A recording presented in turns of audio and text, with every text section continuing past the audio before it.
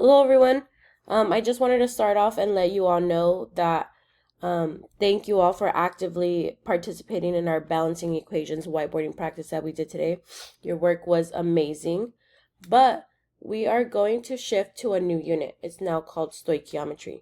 Before you see me tomorrow, I would like for you all to watch this video, get a little bit of practice in with this example that I'm going to give you, and then we'll elaborate more in class. So again, our new unit is called stoichiometry. And so what is stoichiometry, right? Sounds like a big fancy word, but it's not too crazy, I promise. So stoichiometry is a quantitative relationship between our reactants and our products. This tells us how much of each substance is needed or is produced based on that balance equation that we did in class. So this will tell us how many grams of a product will form. And what we'll need to do or to use is our mole ratios. So what is a mole ratio? Well, remember we have our balanced equation. And when I talk to you about mole ratios, specifically I want you to write it in this format. So we're going to start with blank moles of A, substance A, equals blank moles of substance B. Now, I might ask you, what is the relationship or what is the mole ratio between N2 and NH3? And in that case, you would write it like this. Blank moles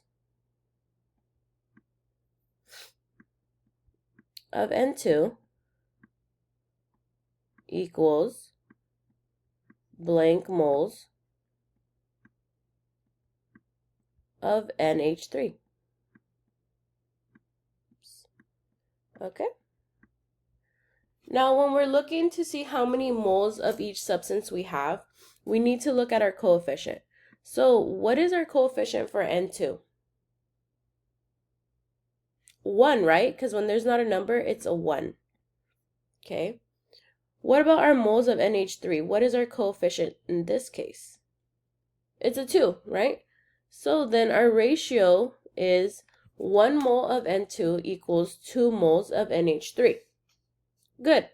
Now I might also ask you, what is the mole ratio between H2 and NH3? How do you think that would go? I'll give you a second before I write it down. Think about it, think about it.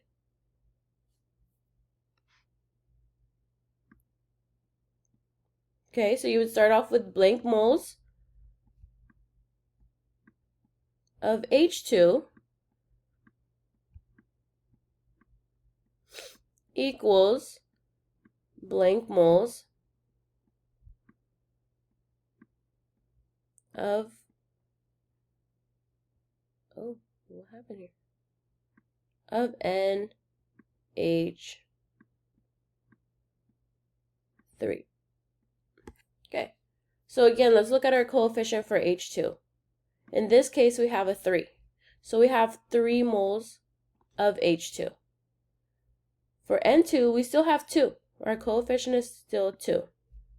So our mole ratio between H2 and NH3 is that we have 3 moles of H2 equals 2 moles of NH3. And that's it. Once you have this figured out, we're able to use this for our 3-step process when it comes to limiting reactants, which we'll explore in class today. All right, guys, I'll see you soon. Have a good day.